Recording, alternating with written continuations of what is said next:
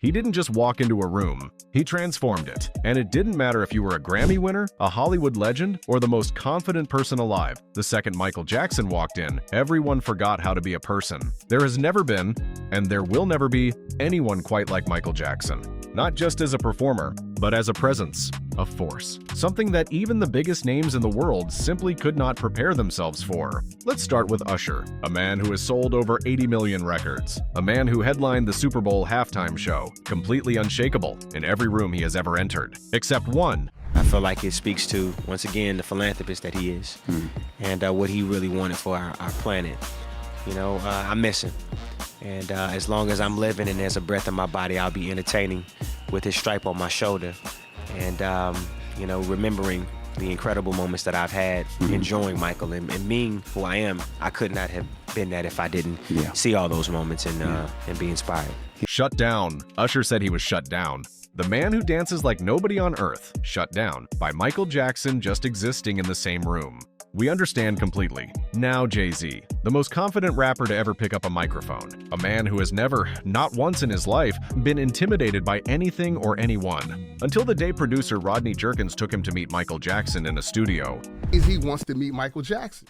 So my man Big Chuck, Big John, all of them call me like, yo, can you introduce Jay to Mike? I'm like, yeah, I didn't even know Jay yet. I'm like, yeah, I got him.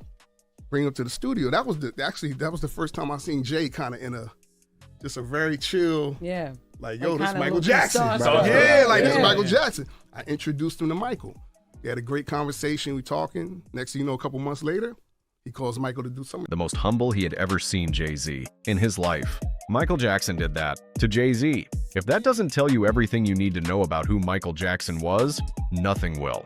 Beyonce, Kelly Rowland, Michelle Williams, three of the most talented women in music history who grew up idolizing the king of pop. When they finally got to meet him at his 30th anniversary celebration, not one of them could hold it together. One performance that I will definitely remember seeing is the Jackson 5. The Jackson 5's performance was great. Michael Jackson showed up singing Bootylicious to Destiny's Child, and they screamed. 3 Grammy-winning artists screamed, like teenagers at their first concert, because that is exactly what Michael Jackson did to people. But nothing quite captures the Michael Jackson effect like the night he showed up, uninvited, to one of Diddy's parties. Not because he was invited, not because he had to be there, but because he heard Beyonce was going to be there. And Michael Jackson wanted to meet Beyonce. Michael Jackson crashed Diddy's party, uninvited, to meet Beyonce.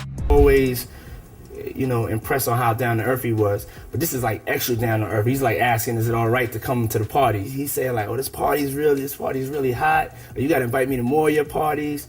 And then he leans over to me, we taking some pictures, he leans over to me, he's like, where's Beyonce? And I'm like, I didn't think I heard him correctly. He's like, you know, I heard she said, where's Beyonce? I have no ego about it and was ready to meet her and give her hugs. And he was also ready to go for his as a man. I think we all as men at that time wanted to dance with Beyonce. And I remember Michael had the courage enough to come to the party, ask for Beyonce, and even dance with her. The king of pop, just showing up unannounced at a party full of the biggest names in the world. And every single person in that room lost their mind. Chris Tucker was one of Michael Jackson's closest friends. A man who spent years by his side, who toured with him, who traveled the world with him.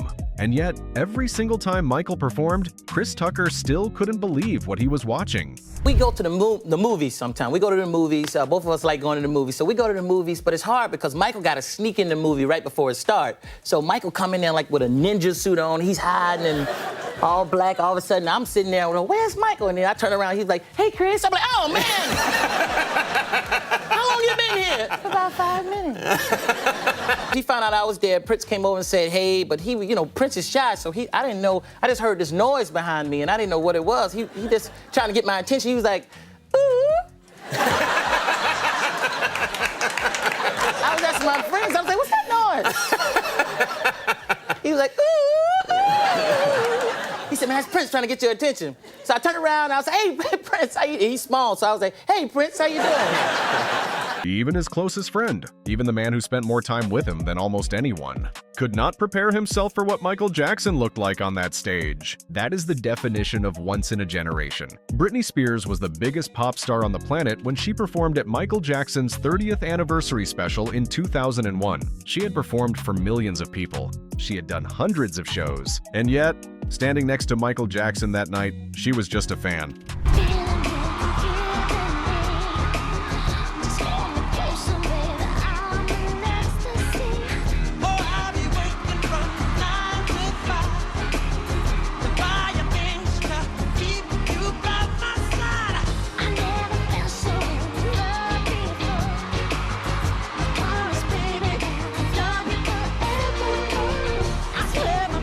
She grew up wanting to be like him, and when she finally stood on the same stage, the biggest pop star of her generation was just a fan. A starstruck, emotional fan. Michael Jackson had that effect on everyone. But beyond the starstruck moments, Michael Jackson gave something even more valuable to the artists he connected with. He gave them wisdom, and Usher, who spent time with him, never forgot a single word. Noticed that to be an artist from Michael Jackson was more than just what he did as an entertainer, but also to who he influenced and who he advocated for. And, you know, the work that he's been able to do with Elizabeth Taylor around the AIDS Foundation, really happy to not only support their efforts, but also to support children from all around the world, you know, helping them find new resources and healthy resources for kids. For me? Yeah, all said about you. Something he said that's always inspired. I think it was one thing that really inspired me to be reminded that I'm moving in the right direction was what you do is not easy. You know, to perform and sing, to dance and actually sing, it's a talent, it's a gift, don't take it for granted. And that stuck with me forever, you know, so I always manage to make it a priority to sing live. How does that feel? Keep it authentic. Michael Jackson said that to Usher. 3 words that Usher has carried with him for the rest of his career. That is the kind of man Michael Jackson was. Even in a brief conversation, he changed people, because that's the thing about Michael Jackson that nobody can fully explain. It wasn't just his music. It wasn't just his dancing. It was something else. Something that made the most powerful, famous, confident people in the world feel like children again. And working with Michael was like the most amazing part of my life. I respect him so much, love him so much. The biggest Jackson 5 than Michael Jackson fan. So I get a call. Magic. I don't think people understand how big Michael Jackson was. I love Michael Jackson very, very much. I knew Michael very well, and he was a special guy. My sister, Michael what? Michael Jackson.